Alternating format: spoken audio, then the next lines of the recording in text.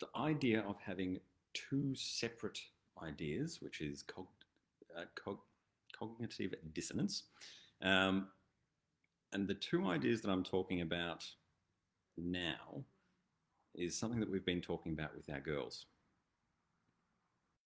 So, the first one is that we like to do hard things. We think that it's quite an important thing to make yourself do tricky things and things that you don't necessarily want to do.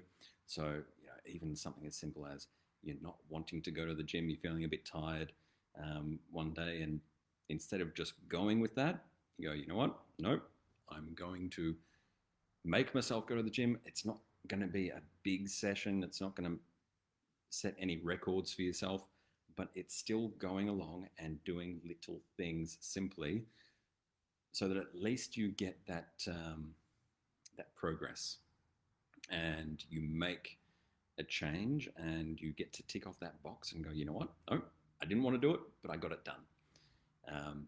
The other one is, challenging yourself and actually doing really hard things. So, a really great example of this is Richard Branson. Billionaire, can do anything he wants, right? Sends rockets up to space, sends himself up to space, but he wants to get better at tennis, right? So he plays tennis with people, right? Helps practice, helps develop that skill. Who does he play with though? Because he has the means, he's able to bring in the best of the best. I think it was Andre Agassi was one of his private coaches for a while there. Now, is he in the same league as Andre Agassi? Obviously not. Andre Agassi would wipe the floor with him. But the fact that he's playing with Andre Agassi makes him get better and better than he would if he was playing with anyone else. So, doing hard things, not only do you get a sense of achievement and you get to finish the day and go, yep, I did that. Didn't want to do it, but I did it anyway.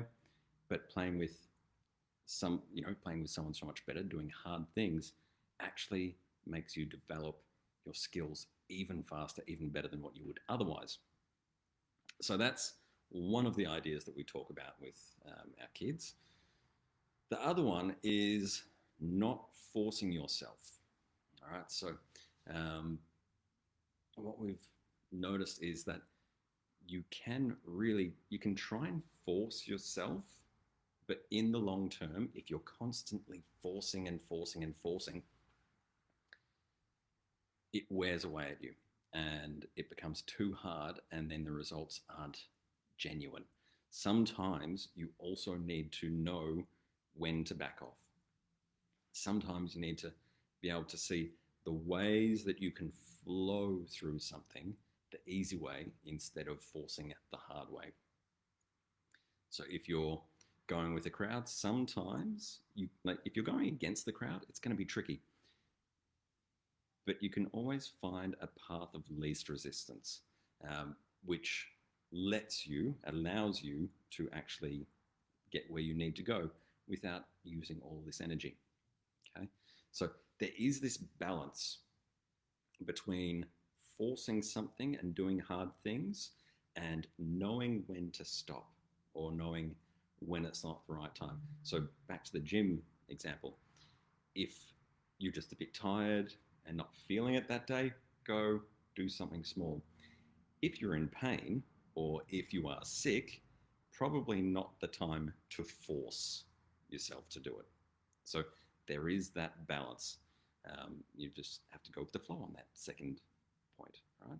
So yeah, finding that balance between forcing yourself and going with the flow and doing hard things to help yourself grow and resting and recuperating when you need to. Cheers.